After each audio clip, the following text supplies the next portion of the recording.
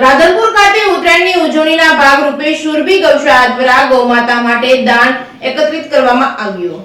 પાટણ જિલ્લાના રાધનપુર ખાતે આવેલ સુરભી ગૌશાળા અને રામ સેવા સમિતિના સ્વયંસેવકો દ્વારા રાધનપુર હાઈવે 4 રસ્તા ઉપર અને અલગ અલગ જગ્યાએથી ગૌમાતા માટે દાનના પવિત્ર દિવસ એટલે કે ઉત્તરાયણના દિવસે દાન ભેગું કરવામાં આવી રહ્યું છે। ત્યારે સુરભી ગૌશાળા સાથે સંકળાયેલા ગૌ ભક્તો અને વેપારીઓ દ્વારા ઉત્તરાયણની ઉજવણી પર પતંગ ચગાવી નહીં પરંતુ ગૌ માતાના કાજે ઉજવણી કરવામાં આવી રહી છે। સાથે પક્ષી બચાવો અભિયાન તેમજ અન્ય સેવાકીય પ્રવૃત્તિઓ કરવામાં આવી રહી છે, જેમાં પપ્પુભાઈ માનસી, સુનિલભાઈ માનસી, સુનીભાઈ માનસી, કુલદીપભાઈ માનસી તેમજ પપ્પુભાઈ માનસી તેમજ પ્રકાશભાઈ દક્ષિણી, લાલભાઈ લાટી તેમજ સહિતના મહાનુભાવોની ઉપસ્થિતિ વચ્ચે ચકલીના માળાનું વિતરણ કરવામાં આવ્યું હતું। તો પાણીના કુંડાનું પણ વિતરણ કરવામાં આવ્યું હતું। અલગ અલગ પ્રકારની સેવાકીય પ્રવૃત્તિઓ કરવામાં આવી હતી અને ઉત્તરાયણની ઉજવણી કરવામાં આવી હતી। સાથે સાથે રાધનપુર વિધાનસભાના ધારાસભ્ય તેમજ સેવાકીય પ્રવૃત્તિઓમાં જોડાયા હતા। સાથે ધારાસભ્ય દ્વારા મંદિરની અંદર સાફ સફાઈ કરી ઉત્તરાયણની ઉજવણી કરી તો સાથે પતંગ ચગાવી ઉત્તરાયણની મજા માણી હતી અને પરિવાર સાથે ધારાસભ્ય લવિંગજી સોલંકી અને ભારતીય જનતા પાર્ટીના કાર્યકર્તાઓ હાજર રહ્યા હતા।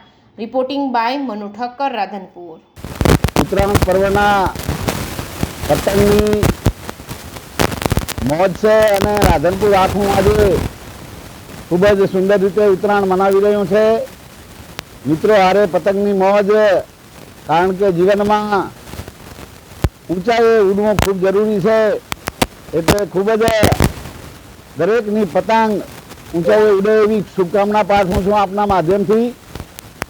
સાથે સાથે જે અમારા રામલલા આપણા દરેકના જે 500 વર્ષ પૂર્વનો પ્રશ્ન હતો એ આપણા લાડીલા વડાપ્રધાન મોદી સાહેબે 22 તારીખે રામલલ્લાની પ્રાણ પ્રતિષ્ઠા થવાની છે, એટલે અમારા આખા રાધનપુર ને પાટણ જિલ્લામાં ખૂબ જ દરેક સમાજના લોકો ઉત્સાહ મનાવી રહ્યા છે અને રાધનપુર આખું રંગીલું રાધનપુર બની ગયું છે। અત્યારથી જ રાધનપુરને સોળે કળાએ ખીલવ્યું છે અને જેમ રામચંદ્ર ભગવાન 14 વર્ષ વનવાસ વેઠીને અયોધ્યા આવ્યા હતા, એમ દિવાળી મનાવી હતી, એમ હું પણ આપના માધ્યમથી ઘરો ઘરે અહીંયા 22 તારીખે એ દીવડા પ્રગટે અને દિવાળી મનાવે અને રામચંદ્ર ભગવાનની જે પ્રાણ પ્રતિષ્ઠા થવાની છે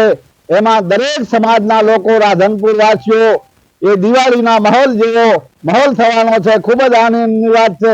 જય જય મકર સંક્રાંતિ એટલે દાનનો મહિમા અને પશુ પક્ષીઓની સેવા કરવાનો મહિમા। એટલે આજના દિવસે રામ સેવા સમિતિ, સુરભી ગૌશાળા, ખોડાઢોર, પાંજરાપોળ ત્રણેય મળી અને પશુ પક્ષીઓની સેવા, ઘાયલ પક્ષીઓ માટે હોસ્પિટલ અને પક્ષીઓ માટે માળા, પક્ષીઓ માટે ચકલી ઘર, કૂતરાઓ માટે ચાટ અને બધી અલગ અલગ જાતની બધી વિતરણ વ્યવસ્થા ગોઠવેલ છે।